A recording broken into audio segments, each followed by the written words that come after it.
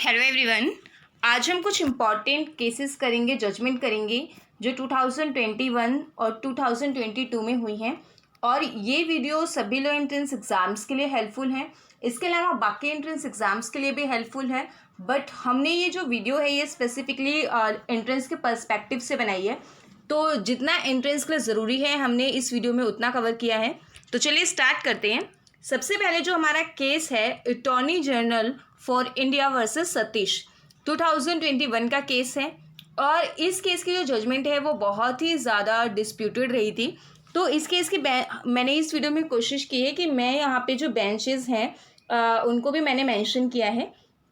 तो इस केस की bench justice S A Bobde, A S Bopanna and यहाँ पे थर्ड है रामा सुब्रमण्यम। तो इसके साथ ही यहाँ पे इस केस में हाई कोर्ट ने क्या बोला था, अक्यूज्ड को अक्विट कर दिया था। और एज पर section 8 of POCSO act, section 8 जो है वो पोक्सो एक्ट का पोक्सो जो एक्ट है वो 2012 का है। और सेक्शन 8 के अकॉर्डिंग क्या होता है कि पनिशमेंट, सेक्सुअल असॉल्ट के लिए पनिशमेंट दी गई है। और जो भी व्यक्ति सेक्सुअल असॉल्ट करता है उसको पनिशमेंट मिलेगी या तो कितने मिलेगी, 3 साल से कम नहीं मिलेगी, और वो 5 साल तक भी जो है वो बढ़ सकती है। और इसके साथ यहाँ पे फाइन भी जो है वो इम्पोज किया जा सकता है।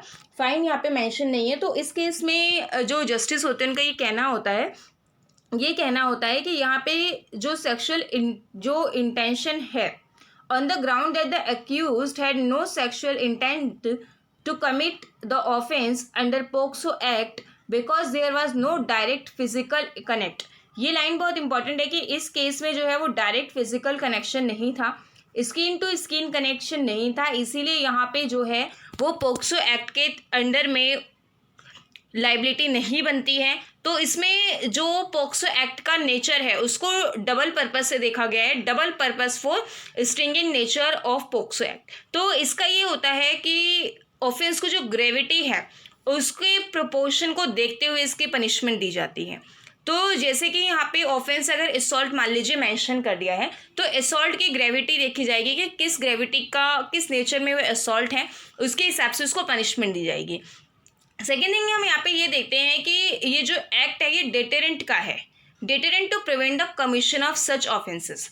इन ऑफेंसेस के कमीशन को होने से बचाने के लिए डेटेरेंट थ्योरी की जो पनिशमेंट होती है उसमें मतलब हम ये कोशिश करते हैं कि उसको जो अक्यूज पर्सन है उसको एटलीस्ट उसके मन में डर हो कोई वो ऑफेंस करने से पहले।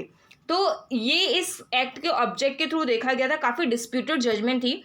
इसके साथ Satbir Singh versus state of Haryana, Satbir Singh versus state of Haryana का जो केस था, इस केस में जो सेक्शन 304 के क्लॉज बी ऑफ आईपीसी को देखा गया था, जो कि डाउरी डेथ के बारे में बात करता है, और एविडेंस का सेक्शन 113 ऑफ एविडेंस एक्ट। तो यहाँ पे ये सेक्शन ऑपरेट किए गए थे जिसमें ये बोला गया था कि जब ऐसी प्रिज्यूम्पशन राइज होती है कि अक्यूज्ड जो है उसकी वजह से डाउरी डेथ हुई है, तो यहाँ पे कोर्ट की ड्यूटी बनती है कि वो इस चीज़ को देखे। और इस केस में बेसिकली कोर्ट ने जो आपको ध्यान रखने की बात है वो ये है कि इस केस में कोर्ट ने गाइडलाइंस जो है वो क्या दी थी, वो गाइडलाइंस दी थी regarding about the dowry death. और इसके साथ ही it is observed that the examination of the accused under section 313 of CRPC can't be treated as a mere procedural formality as it is based on the fundamental principle of fairness। तो यहाँ पे एक चीज़ और इसमें कही गई थी कि जो सेक्शन 313 है CRPC का, वो बेसिकली बात करता है power to examine the accused, यानी कि जो अक्यूज्ड है उसको एग्जामिन करने की पावर देता है। तो ये जो पावर है ये एक फंडामेंटल प्रिंसिपल है फेयरनेस का, ये ज़रूर होना चाहिए, इसको सिर्फ फॉर्मेलिटी की तरह हम नहीं कर सकते हैं। तो मेन चीज़ आपको ध्यान रखनी है, दैट इज़ डाउरी डेथ। अब इसके बाद यहाँ पे वीडियो को कंटिन्यू करने से पहले आप सभी आई होप एंट्रेंस की तैयारी ही कर रहे होंगे।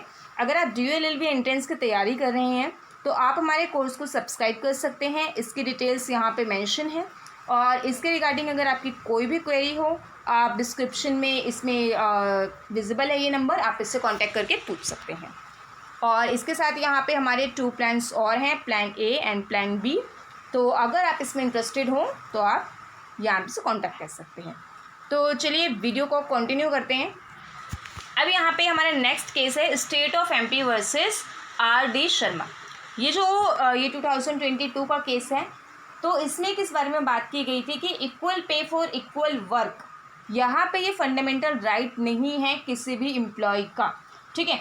ये एक कॉन्स्टिट्यूशनल गोल है जिसे हमें अचीव करना है, बट इसका मतलब ये नहीं है कि ये एक फंडामेंटल राइट है जिसके वायोलेशन होने पे आप जो है वो क्या बोल सकते हैं सेक्शन 32 और इंडियन कॉन्स्टिट्यूशन के आर्टिकल 226 में जाओ। ये गोल है एक, हम इसको मॉरल की तरह देख सकते हैं, इसको हम वेलफेयर के लिए देख सकते हैं, तो इस गोल को पूरा करना चाहिए, बट ये फंडामेंटल राइट नहीं है। इसके बाद हमारा नेक्स्ट केस था state of Punjab versus Anshika Goyal and others. ये 2022 का केस है और यहाँ पे इसकी क्योरम आपको दिख रही है bench MR Shah and BV नागरथना। तो इस केस में क्या बोला गया था कि जो कोई भी मैंडेमस रिट है वो इशू नहीं होगी स्टेट गवर्नमेंट को किस चीज़ के लिए, रिजर्वेशन प्रोवाइड करने के लिए, कि अगर कोई भी जो स्टेट है वो रिजर्वेशन प्रोवाइड नहीं कर रहा है तो आप उसके लिए मैंडेमस रिट इशू नहीं कर सकते। और इसमें जो है कोई भी FIR जो किसी इंडिविजुअल पर्सन चाहे अगर रिजर्वेशन के लिए क्लेम कर रहा हो तो उसके रिगार्डिंग कोई FIR नहीं होगी। तो कोर्ट को यहाँ पे कोर्ट की ये ड्यूटी की तरह आप इसको नहीं देख सकते कि कोर्ट यहाँ पे क्या करेगा कि मैंडेमस की रिट आप इशू करें और वो कोर्ट करे, तो ये एक ड्यूटी नहीं है। ये जो रिजर्वेशन है ये स्टेट के ऊपर है, स्टेट के डिस्क्रेशनरी पर है, स्टेट की डिस्क्रेशन है कि वो रिजर्वेशन के लिए क्या क्या पैरामीटर्स जो है वो डिसाइड कर सकता है और उसमें वो कौन से कास्ट को इंक्लूड करेगा वो भी डिसाइड कर सकता है। नेक्स्ट केस है बेघर फाउंडेशन वर्सेस JKS पुक्ता स्वामी। ये जो केस था आधार वर्डिक्ट जो थी इसमें, यहाँ पे इस केस में उसको चैलेंज किया गया था और इस केस की जो बेंच थी उसमें DY चंद्रचूड़, AM खानविलकर और SA बोबड़े, LN राव और अशोक भूषण थे। तो यहाँ पे सुप्रीम कोर्ट ने जो रिव्यू पिटिशन थी आधार वर्डिक्ट की उसको पूरी तरह से डिसमिस कर दिया गया और सुप्रीम कोर्ट ने बोला कि it is mandatory for the availing the benefits and subsidies of government. ये क्या है कि एक मैंडेटरी है कि बेनिफिट्स और सब्सिडीज़ जो हैं वो गवर्नमेंट की वो अवेलेबल हों। इसके बाद नेक्स्ट जो केस है doctor Jai Shri Ram Laxman Rao Patil versus the chief minister and others 2021। तो यहाँ पे इस केस में सुप्रीम कोर्ट ने मराठा कोटा जो रिजर्वेशन है इसको स्ट्रक डाउन किया और कहा कि no exceptional circumstances to grant reservation in excess of 50% ceiling limit. तो 50% की जो लिमिट है यहाँ पे इन्होंने बोला कि किसी भी इवन एक्सेप्शनल सर्कमस्टांसेस में भी आप 50% से ज़्यादा रिजर्वेशन नहीं दे सकते हो और स्टेट के पास ऐसी पावर नहीं है कि वो सोशली एजुकेशनली जो यहाँ पे बैकवर्ड क्लासेस हैं उनको आइडेंटिफाई उनको कर पाए। जब से ये अमेंडमेंट आया है 102nd अमेंडमेंट के बाद स्टेट के पास ही पावर नहीं है। तो यहाँ पे कोई सी भी ऐसी एक्सेप्शनल सर्कमस्टांसेस नहीं है जहाँ पे मराठा को 50% जो है या उससे ज़्यादा का रिजर्वेशन ग्रांट किया जा सके, किस बेस पे, socially and economically backward classes के बेस पे। ये वाला जो केस है जर्नैल सिंह वर्सेस लक्ष्मी नारायण गुप्ता केस। तो इस केस में सुप्रीम कोर्ट ने यहाँ पे क्या डिसाइड किया था, यहाँ पे एबोलिशन ऑफ रिजर्वेशन के बारे में बात की थी। तो जो रिजर्वेशन से रिलेटेड केसेस होते हैं वो इम्पॉर्टेंट होते हैं। तो जो यहाँ पे एबोलिशन ऑफ रिजर्वेशन है इन पब्लिक एम्प्लॉयमेंट, इसके बारे में बात की थी और ये बात करते हुए सुप्रीम कोर्ट ने स्टेट किया कि data gathered to establish in advocacy of representation which serve as the basis for providing reservation। जो रिजर्वेशन प्रोवाइड करने का बेसिस है उसको for promotion should be review on a regular basis. अगर आप प्रमोशन में रिजर्वेशन ग्रांट कर रहे हो, पब्लिक एम्प्लॉयमेंट में रिजर्वेशन ग्रांट कर रहे हो, उसको अबॉलिश कर रहे हो, तो यहाँ पे आपको क्या करना होगा, रेगुलर बेसिस पर उसको रिव्यू करना होगा। तो ये case Jarnail Singh case important है। इसके बाद अशोक कुमार का जो केस है ये केस भी इम्पॉर्टेंट है। तो इस केस में क्या हुआ था कि समटाइम्स ऐसा होता है कि अनविलिंग पार्टिसिपेंट्स होते हैं कुछ डीएनए टेस्ट के लिए। जो डीएनए टेस्ट होता है, डीएनए टेस्ट के लिए आपकी विलिंगनेस ज़रूरी होती है, बट समटाइम्स अगर यहाँ पे आपकी विलिंगनेस नहीं है तो ये केस जो है डीएनए टेस्ट की विलिंगनेस पर डिपेंड है, उसके बारे में बात कर रहा है। Compelling an unwilling participant to submit to a DNA test violates personal liberty and right to privacy. तो यहाँ पे अगर आपसे डीएनए रिपोर्ट आपकी विल के अगेंस्ट करने को सबमिट करने को कही जा रही है, तो ये आपकी पर्सनल लिबर्टी और राइट टू प्राइवेसी को क्या कर रहा है, ये वॉयलेट कर रहा है। तो व्हेन अदर एविडेंसेस एक्सिस्ट, अगर और भी एविडेंसेस हैं यहाँ पे जो सपोर्ट कर रहे हैं, तो कोर्ट को यहाँ पे ये टिपिकली पूरी तरह से ब्लड टेस्ट और ये जो डीएनए टेस्ट है इसको अवॉइड करना चाहिए, क्योंकि ये कहीं ना कहीं आपके राइट टू प्राइवेसी, जो इंडिविजुअल पर्सन के राइट टू प्राइवेसी है, उसको वॉयलेट करता है। इसके बाद हमारा नेक्स्ट केस है union of India versus Rajendra N Shah. ये 2021 का केस है। इसमें जो 97th कॉन्स्टिट्यूशनल अमेंडमेंट हुआ था 2011 में, 97th amendment act Gujarat high court ने की जजमेंट थी यहाँ पे 2013 की, उसके रिगार्डिंग है। तो यहाँ पे जो पार्ट 9(b) है यहाँ पे कॉन्स्टिट्यूशन का, जो कि कोऑपरेटिव सोसाइटी के बारे में बात करता है, उसको यहाँ पे जो इंट्रोड्यूस किया गया था उसको एक्सटेंड किया। और 97 जो कॉन्स्टिट्यूशनल अमेंडमेंट था, इसमें ये बोला कि ये कॉन्स्टिट्यूशनल अमेंडमेंट, इसमें रेक्टिफिकेशन की ज़रूरत है और इसमें at least 1/2 of the state legislature जो है वो होने चाहिए। जब यहाँ पे ये सारी चीज़ें अमेंडमेंट के थ्रू होंगी, और ये अमेंडमेंट जो प्रोसीजर होगा वो आर्टिकल 368 यहाँ पे सब आर्टिकल 2 में होगा। तो यहाँ पे इसीलिए इसको जो है स्ट्रक डाउन कर दिया गया था। अब इसके बाद नेक्स्ट जो केस है वो है state of Kerala versus Lijamma Joseph, 2021 का केस है। तो इस केस में क्या था कि people with physical impairment had the right to physical impairments in promotions, right to preferential treatment in promotion. जब प्रमोशन हो तो उसमें भी ये जो फिजिकल इम्पेयरमेंट पीपल होते हैं, इनको प्रेफरेंस जो है वो दी जानी चाहिए, जितनी दी जा सके। तो सुप्रीम कोर्ट ने इसमें रूल दिया कि reasonable accommodation for PWD category ये होना चाहिए, और रिजर्वेशन एंड प्रमोशन जो है, रिजर्वेशन एंड प्रमोशन ये पूरी तरह से रीजनेबल होना चाहिए, रीजनेबल एकोमोडेशन होनी चाहिए। इसके बाद नेक्स्ट केस था हमारा SG Wombatkere versus union of India. तो जब भी आप इन केसेस के भी नोट्स बनाएंगे, आप ये सारे केस नहीं है बट जितने बहुत ज़्यादा इंपॉर्टेंट केसेस थे वो केस है, तो इसका एक पार्ट मैं अपलोड कर चुकी हूँ और ये दूसरा पार्ट है। इसमें ऑलमोस्ट जितनी जजमेंट इंपॉर्टेंट उनको भी कवर किया है। तो जो उस वीडियो में कवर थे जजमेंट, उसको इस वीडियो में नहीं कवर किया है। हालांकि सिर्फ पहली जजमेंट जो है हमने उसमें से इसमें रिपीट की है, बट बाकी जो रिमेनिंग जजमेंट्स हैं वो अलग है। तो आप उस वीडियो को ज़रूर देखना। उस वीडियो का लिंक मैं डिस्क्रिप्शन बॉक्स में दे दूंगी और ऊपर आपको आई बटन में भी उसका जो है वो लिंक मिल जाएगा। तो चलिए देखते हैं इस केस में क्या था। इस केस में जो सेक्शन 124 है आईपीसी का, यहाँ पे वो क्या किया गया था, उसको अबेंस के बारे में बात की गई थी। जब तक जो यूनियन गवर्नमेंट है वो इसको रिकंसीडर ना कर ले, और कोर्ट ने इसको सेंट्रल गवर्नमेंट से ये अर्ज किया, स्टेट गवर्नमेंट से, कि इसको क्या करें, रिफ्रेन करें पूरी तरह से। जो कोई भी FIR रजिस्टर हो रही है इस प्रोविजन के रिगार्डिंग, पूरी तरह से उसको रिफ्रेम कर दें। तो और इसमें ये भी बोला गया जो पेंडिंग ट्रायल्स, अपील और प्रोसीडिंग्स हैं, जो भी पेंडिंग ट्रायल, अपील्स और प्रोसीडिंग्स हैं इसके रिगार्डिंग, वो पूरी तरह इसमें इनका चार्ज फ्रेम कर दिया जाए सेक्शन 124 में। ये 31 कुछ नहीं है।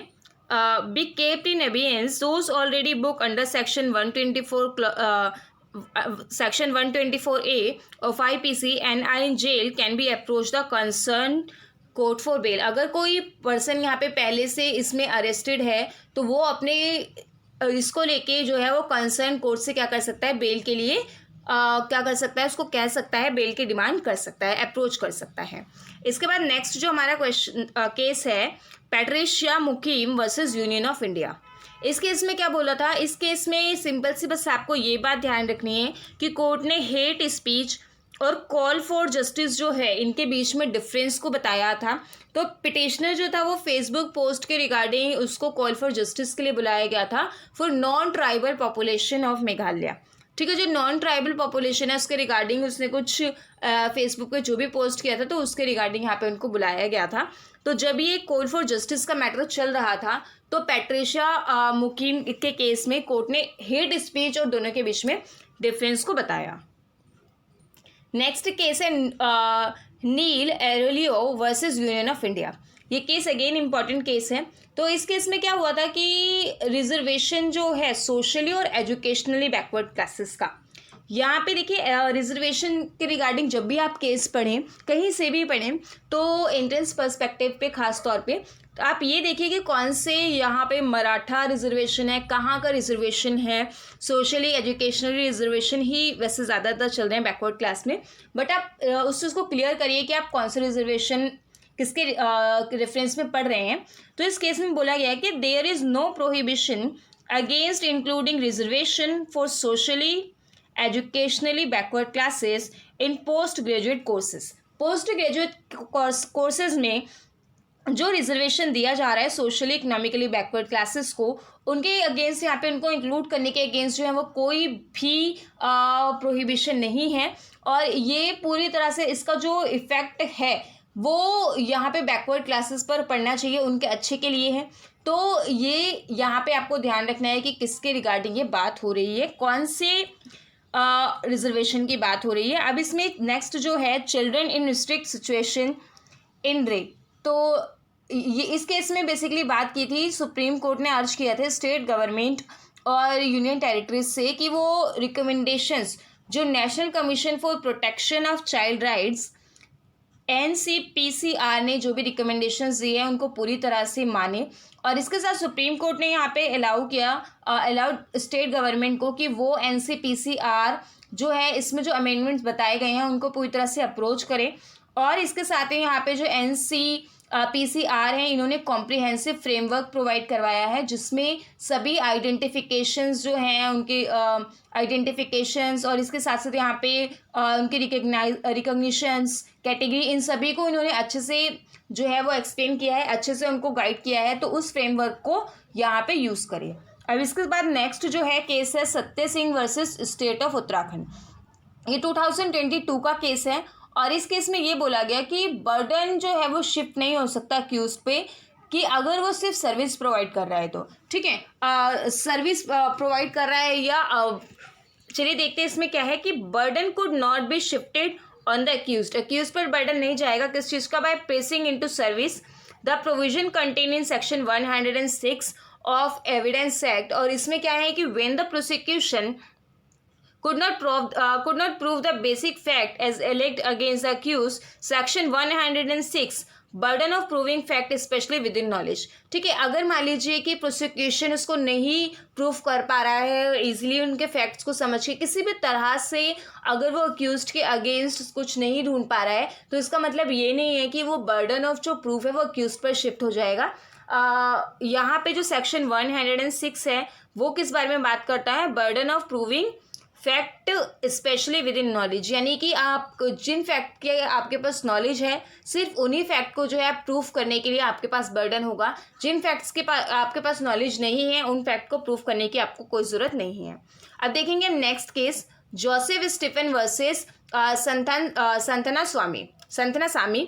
तो यहाँ पे बेसिकली बात की गई the right provided to the victim to prefer an appeal. किस चीज़ के लिए, to prefer an appeal against an order of acquittal is an absolute right. ठीक है, तो ये एक एब्सोल्यूट राइट है विक्टिम का कि अगर अक्यूज पर्सन को अक्यूज पर्सन को पूरी तरह एक्विट किया जा रहा है तो वो अपील में जा सकता है। No revision is to be entertain by victim. Victim के थ्रू कोई भी रिविजन जो है वो एंटरटेन नहीं की जाएगी। Victim should be relegated to file an appeal. और यहाँ पे विक्टिम को रिवीजन के लिए नहीं जा सकता, वो रिव्यू के लिए नहीं जा सकता, रिवीजन के लिए नहीं जा सकता। अगर उसको यहाँ पे वो फैसले से सेटिस्फाई नहीं है तो विक्टिम को कहाँ जाना होगा, अपील में जाना होगा। अब इसके बाद नेक्स्ट जो हमारा केस है RIT versus union of India and other connected matters 2022 का केस है। इसमें मैरिटल रेप के बारे में बात की गई थी। The marital rape exception provided under section 375 of IPC violate a women's right of dignity. अगर हम जो मैरिटल रेप है इसको एक्सेप्शन में डाल देंगे 375 की 375 की, तो ये विमेन का जो राइट, विमेन के right to dignity, personal and sexual autonomy है या उसका कोई सेल्फ एक्सप्रेशन का राइट है, उसका यहाँ पे वायलेशन होगा। कोई भी जो सेल्फ एक्सप्रेशन का राइट इंडियन कॉन्स्टिट्यूशन ने दिया है, तो ये सभी जो राइट्स हैं इनका वायलेशन करेगा अगर उसको हम एक्सेप्शन में डाल देंगे तो। इसके बाद नेक्स्ट ये वाला केस इंपॉर्टेंट है, आप इसका नाम ज़रूर याद रखिएगा। नेक्स्ट है MA खालिद वर्सेस अशोक कुमार। इसमें ये बोला गया था, ये 2021 का केस है। सिर्फ जो फैक्ट्स होते हैं, the mere fact that no crime was registered, कि कोई क्राइम रजिस्टर्ड नहीं हुआ है, कुड नॉट बी डिफेंस। ये एक डिफेंस नहीं हो सकता कि अगर मान लो कोई ऑफेंस हुआ है लेकिन उस ऑफेंस के रिगार्डिंग रजिस्ट्रेशन नहीं हुआ या कुछ भी ऐसे FIR नहीं हुई, तो इससे हम मुकर नहीं सकते कि ऑफेंस हुआ है। और इससे सिर्फ इस बात से जो कोर्ट ने डिसीजन निकाला है उससे जो इफेक्ट आ रहा है, इन सभी चीज़ों से बचा नहीं जा सकता। तो यहाँ पे क्या है कि summoning the person without there being any crime registered against him and detaining him would itself be violative of basic principle। लेकिन यहाँ पे किसी पर्सन को सम्मन करना बिना किसी क्राइम रजिस्ट्रेशन के और उसके अगेंस्ट आपने उसको सम्मन कर लिया, उसको डिटेन कर लिया, तो ये क्या करेगा, ये उसके बेसिक जो प्रिंसिपल्स हैं उसको वायलेट करेगा। यहाँ पे हम इस चीज़ से नहीं निकाल सकते कि रजिस्टर्ड नहीं हुआ है क्राइम तो क्राइम नहीं हुआ, बट बिना किसी रजिस्ट्रेशन के आप किसी पर्सन को अरेस्ट नहीं कर सकते, वो बेसिक प्रिंसिपल के अगेंस्ट हो जाएगा। अब इसके बाद नेक्स्ट जो केस है फकरी अलाम versus state of Uttar Pradesh. तो इस केस में सुप्रीम कोर्ट ने ये ऑब्जर्व किया कि जो इन्वेस्टिगेशन का पीरियड होता है, the time period for investigation जो स्पेसिफाइड है सेक्शन 167 ऑफ CRPC में गिवन है, वो एक्सटेंड नहीं किया जा सकता सप्लीमेंट्री चार्जशीट के लिए। मान लीजिए जो चार्जशीट के अलावा जो सप्लीमेंट्री चार्जशीट होती है, आपको सप्लीमेंट्री चार्जशीट में ज़्यादा डेप्थ में जाने की ज़रूरत नहीं है। सिर्फ आप इतना समझिए कि जो UAPA केसेस होते हैं, ऑफेंसेस होते हैं, इसमें जो भी चार्जशीट फ्रेम होती है, सप्लीमेंट्री चार्जशीट फ्रेम होती है, तो एक जो टाइम पीरियड है वो सिर्फ इस भी हाफ पे आप उसको एक्सटेंड नहीं कर सकते कि हमें सप्लीमेंट्री चार्जशीट फ्रेम करनी है या अभी हमने वो नहीं दी है, हमें वो देनी है। तो यहाँ पर जो इन्वेस्टिगेशन का टाइम पीरियड है उसमें से सप्लीमेंट्री चार्जशीट बनाने के टाइम पीरियड को एक्सक्लूड किया गया है। और डिफ़ॉल्ट बेल जो है सेक्शन 167 के 2 में है, तो डिफ़ॉल्ट बेल का जो प्रोविज़न है वो इसमें भी इंक्लूड होगा फंडामेंटल राइट में। वो सिर्फ एक स्टैच्यूटरी राइट नहीं है, जो आपका यहाँ पे डिफ़ॉल्ट बेल का राइट है ये स्टैच्यूटरी राइट नहीं है, इवन ये आपका फंडामेंटल राइट है जो कि प्रोसीजर इस्टेब्लिश बाय लॉ के थ्रू है अंडर आर्टिकल 21। तो आपसे इससे रिलेटेड आर्टिकल भी पूछ सकते हैं कि डिफ़ॉल्ट बेल जो है आपके कौन सा टाइप का राइट है या कौन से आर्टिकल से कनेक्टेड है, तो ये आर्टिकल 21 से कनेक्टेड है। इसके बाद यहाँ पे है आपका Pappu versus state of Uttarakhand.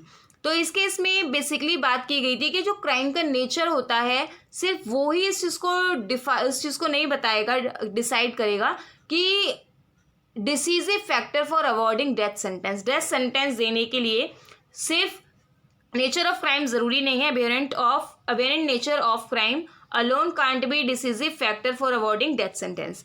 तो इस केस में कोर्ट ने ये बोला कि due consideration to be given to the equally relevant aspect.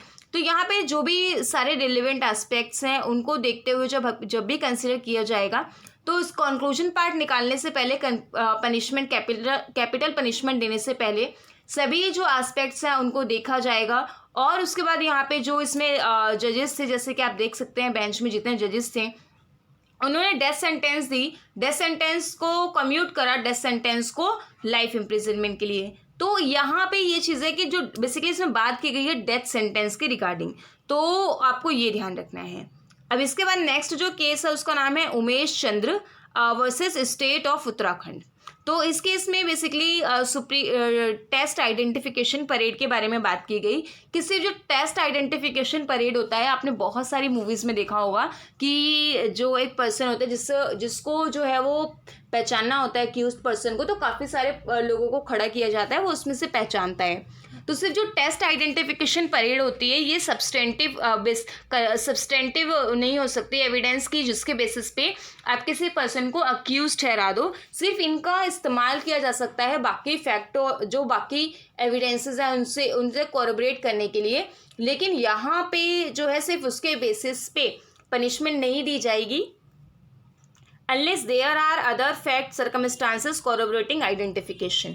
तो ये इंपॉर्टेंट है। इसके बाद नेक्स्ट जो केस है विनोद दुआ वर्सेस यूनियन ऑफ इंडिया। तो विनोद दुआ ऑफ यूनियन ऑफ इंडिया में जो इस केस में क्या हुआ था कि जितने भी सभी जर्नलिस्ट थे, यहाँ पे कुछ जर्नलिस्ट थे जिनको प्रोटेक्शन दी गई थी केदारनाथ जजमेंट के, ठीक है। Every journalist is entitled to protection of Kedarnath judgement, Kedarnath की जजमेंट थी उससे प्रोटेक्शन के लिए। तो इस केस में क्या हुआ था कि लैंडमार्क जजमेंट को कंसिडर किया गया था। कौन सी लैंडमार्क जजमेंट को कंसिडर किया गया था, यहाँ पे आपको विजिबल है केदारनाथ जजमेंट को, और इस चीज़ को अपहेल किया गया था। किस चीज़ को अपहेल किया गया था? Freedom of speech and expression. और यहाँ पे फ्रीडम जो जर्नलिज्म को जो परफॉर्म करते हुए यहाँ पे पिलर की तरह, फोर्थ पिलर की तरह परफॉर्म करता है, तो उसको इस चीज़ की फ्रीडम होनी चाहिए, स्पीच की फ्रीडम होनी चाहिए, एक्सप्रेशन की फ्रीडम होनी चाहिए, तो आप उस चीज़ को रिस्ट्रेन नहीं कर सकते। इसके बाद नेक्स्ट जो क्वेश्चन है, नेक्स्ट केस है यूनियन ऑफ इंडिया वर्सेस के नजीब। तो यहाँ पे आप अगेन देख सकते हैं कोरम बेंचेस को। इसमें क्या हुआ था कि स्पीडी ट्रायल के रिगार्डिंग है ये, violation of fundamental right to speedy trial is a ground for court to grant bail under UAPA, speedy trial is a right. तो स्पीडी ट्रायल एक राइट है। अगर UAPA इस चीज़ का डिफेंस लेता है कि हमारी इन्वेस्टिगेशन पूरी नहीं हुई, अनरीजनेबल टाइम तक वो इन्वेस्टिगेशन इनकी पूरी नहीं हुई है, तो ऐसे केस में डिफ़ॉल्ट बेल का जो है राइट उसके पास रहता है, और इसके साथ स्पीडी ट्रायल का जो राइट है वो भी इसमें इंक्लूड है। अब इसके बाद हम नेक्स्ट साइन क्या है इसमें, fundamental rights will prevail when in conflict with UAPA cases. ये बहुत ही क्लियर है कि फंडामेंटल राइट हमेशा कई जगह से प्रिवेल करते हैं, क्योंकि फंडामेंटल राइट अपने आप में बहुत ज़्यादा बेसिक और बहुत ज़्यादा नेसेसरी हैं, तो इसीलिए इनको जो है फंडामेंटल राइट्स को हमेशा प्रिविलेजेस मिलती हैं। गौतम नवलखा वर्सेस NIA 2021 का केस है ये। इस केस में जो पार्टी है गौतम नवलखा अपीलेंट होती है, और नेशनल इन्वेस्टिगेशन एजेंसी जो है वो रिस्पोंडेंट होती है। तो यहाँ पे जो कस्टडी है अक्यूज्ड की वो पूरी तरह से अथॉराइज की जानी चाहिए मजिस्ट्रेट के थ्रू, ताकि और मजिस्ट्रेट के थ्रू करवानी चाहिए अगर उसे किस चीज़ का डिफ़ॉल्ट बेल का बेनिफिट चाहिए। तो जो राइट टू डिफ़ॉल्ट बेल है वो फंडामेंटल राइट है, बट कौन से सेक्शन में? CRPC 1997 में सेक्शन 167 में गिवन है। तो राइट टू स्टैच्यूटरी बेल जो है वो यहाँ पे राइज कब होती है? किसी भी ये जो है आपके राइट टू स्टैच्यूटरी बेल, ये जब केस के मेरिट्स को देख के आपको ग्रांट की जाती है। तो इसमें मजिस्ट्रेट के पास यहाँ पे 167 में, अगर मैं सेक्शन 167 ऑफ CRPC की बात करूँ तो सेक्शन इसमें क्या है कि डिफ़ॉल्ट बेल दी गई है, बट कहीं पर भी मजिस्ट्रेट को ये पावर नहीं दी गई कि वो डिटेंशन पीरियड को, यानी कितने दिन इन्वेस्टिगेशन टाइम जो गिवन है उसको यहाँ पे क्या कर सके, वो उससे बियॉन्ड जा सके या उसको इंक्रीज कर सके। तो नेक्स्ट केस है हमारा Niharika infrastructure private limited versus state of Maharashtra. Her case के आप कॉलम एक बार देख लीजिएगा, जो इंपॉर्टेंट केसेस हैं एटलीस्ट उनकी ज़रूर देख लेना। Before passing pending order under section 482 and under section 482 of CRPC and article 226 of Indian constitution, यानी कि अगर कोई भी जो है ऑर्डर आप पास कर रहे हो, 482 यहाँ पे किस चीज़ से रिलेट करता है? यहाँ पे हाई कोर्ट की इनहेरेंट पावर है, और आर्टिकल 226 में हाई कोर्ट के पास रिट के रिगार्डिंग पावर है। तो कोर्ट की यहाँ पे ज़रूरत क्या है? कोर्ट यहाँ पे क्या करेगा? इन दोनों को ये देखेगा, और इन दोनों आर्टिकल को जब बिहेवियर में लाया जाएगा तो ये देखेगा कोर्ट की क्या इनको नॉन ब्लैंकेट इंटरिम ऑर्डर के तहत तो पास नहीं किया गया, नो ब्लैंकेट इंटरिम ऑर्डर। तो ये क्या होता है? इसका मतलब क्या होता है ब्लैंकेट ऑर्डर का? इसका मतलब होता है कि बिना किसी रीज़न के आपको स्टेटमेंट दे रहे हो, बिना किसी रीज़न के आप बेल दे रहे हो, या बिना किसी रीज़न के आप बेल देने से डिनाई कर रहे हो, तो ये होता है blanket interim order. It should be along with reason disclose application of mind. अब यहाँ पे हमारा नेक्स्ट केस है अरुणचला गौडर वर्सेस पोन्नुसामी। तो इस केस में क्या हुआ था कि एक जो डॉटर है, a daughter is capable of inheriting the self acquired property. Daughter क्या कर सकती है, सेल्फ एक्वायर्ड प्रॉपर्टी को इनहेरिट कर सकती है और क्या कर सकते हैं, share received in partition of a coparcenary property. Coparcenary property जो अगर हिंदू फादर की डेथ हो जाती है तो यहाँ पे डॉटर के पास से राइट होता है कि वो पार्टीशन में से शेयर रिसीव कर सके। A female Hindu dies intestate without living any issue. तो जो फीमेल हिंदू है वो क्या कर सकते हैं, इंटेस्टेट जो है, die intestate without living any issue. तो इंटेस्टेट भी वो मतलब उसकी मृत्यु हो सकती है बिना किसी इशू को खड़े किए। Then the property inherit by her father where the father and mother would be go to the heirs of her father, whereas the property inherit from her husband, father-in-law would go to the heirs of husband। अगर माता पिता ने कोई property दी थी किसी lady को तो वो उनके तरफ जाएगी, और अगर मान लीजिए किसी लेडी को उसके सास ससुर ने कोई प्रॉपर्टी दी है तो वो प्रॉपर्टी उसकी इंटेस्टेट अगर वो मरती है तो यहाँ पे वो प्रॉपर्टी उसके फादर की फैमिली को जाएगी। इसके बाद नेक्स्ट जो केस है सतीश चंद्र आहूजा वर्सेस स्नेहा आहूजा। तो इस केस में एक विमेन होती है, वो क्लेम करती है राइट टू रेजिडेंस का। किस चीज़ के लिए राइट टू रेजिडेंस का करती है, यहाँ पे वो अपने इस केस में वो क्या करती है, right to residence in the houses owned by relatives as well. This means she can seek residence under order with respect and her husband live there with some permanency after marriage. तो यहाँ पे वो क्या कर सकते हैं, right to residence का claim कर सकती है। अब इसके बाद हम नेक्स्ट केस देखेंगे, स्मृति माधव कंसागरा वर्सेस पेरी कंसागरा। तो इस केस में क्या हुआ था, granting custody to a father या और मदर। किसी फादर या मदर को कस्टडी ग्रांट करते हुए who play fraud is void अब इनिशियो।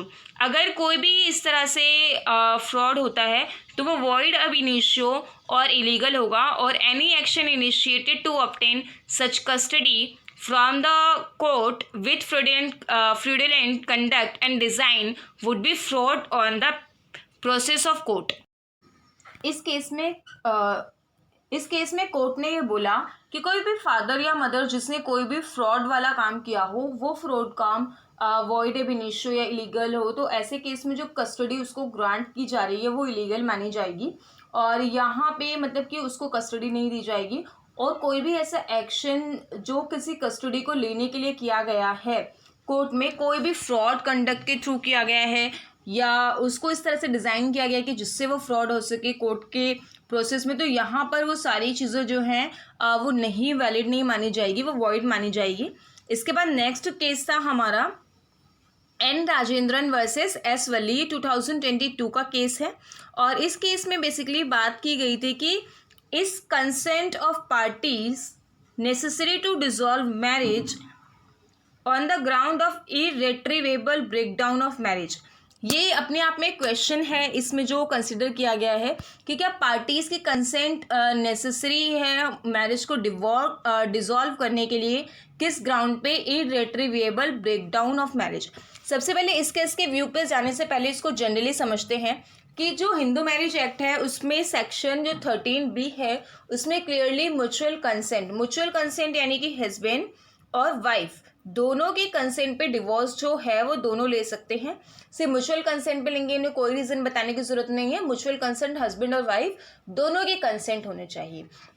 अब ये जो इरेट्रीवेबल ब्रेकडाउन है इसमें क्या होता है कि जब मैरिज में कोई भी चांसेस नहीं होते उसको कंटिन्यू करने की, तो इसमें एक पर्सन के कंसेंट पे भी डिवोर्स ग्रांट किया जाता है। जिससे भी एक केस आए थे रिसेंटली, उसमें मतलब कि मेन चीज़ क्या है मैं आपको समझा देती हूँ। जैसे कि हस्बैंड और वाइफ जो होते हैं शादी के 2-3 दिन साथ रहते हैं, उसके बाद से ही वो अराउंड अलग रह रहे होते हैं, अराउंड 20 years to 22 years तक अलग रहते हैं।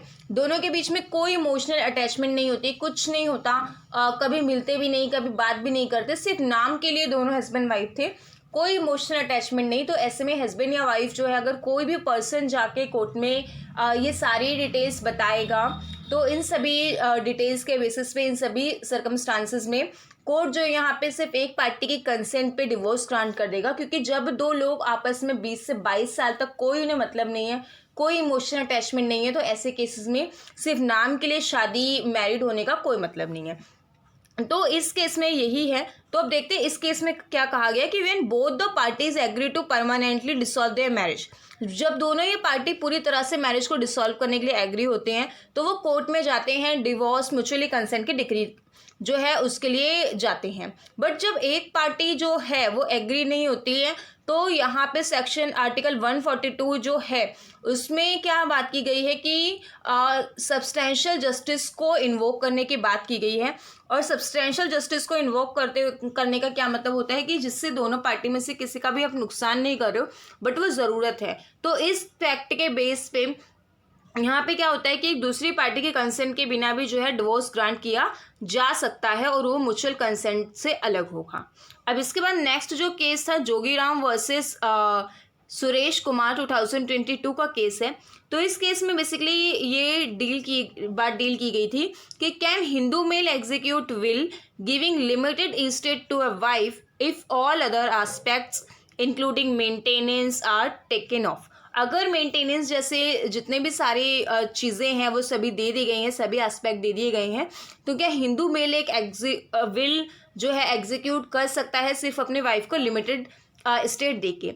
तो इस केस में सबसे पहले तो कोर्ट ने जो है वो सेक्शन 14 का यहाँ पे subsection 1 of Hindu succession act को उसको ऑब्जर्व किया, और यहाँ पे कोर्ट ने बोला कि जब हम इसको अप्लाई करते हैं तो जो प्रॉपर्टी एक्वायर की गई होती है वो चाहे पहले या बाद में, जो इस एक्ट के पहले या बाद में जो भी प्रॉपर्टी एक्वायर की गई है उस प्रॉपर्टी को, चाहे वो प्रॉपर्टी वो मूवेबल हो, हिंदू मेल होना चाहिए, वो मूवेबल भी हो, इमूवेबल भी हो, वो एक इस तरह के विल बनाने में एग्जीक्यूट नहीं कर सकता। इस तरह की विल बना के अगर यहाँ पे वाइफ जो है वो डिसइनहेरिट करती है इस विल को, तो ये पूरी तरह से सस्टेनेबल होगा। और यहाँ पे इसको अगर लिमिटेड स्टेट दिया गया है वाइफ को, तो ये पूरी तरह से मैच्योर नहीं होगी, और ये एक एब्सोल्यूट इंटरेस्ट हो जाएगा जो टेस्टेटर है, जो भी विल बना रहा है उसके अगेंस्ट। यानी कि इस तरह के, इसका आंसर नो में आया था कि इस तरह की विल नहीं बनाई जा सकती।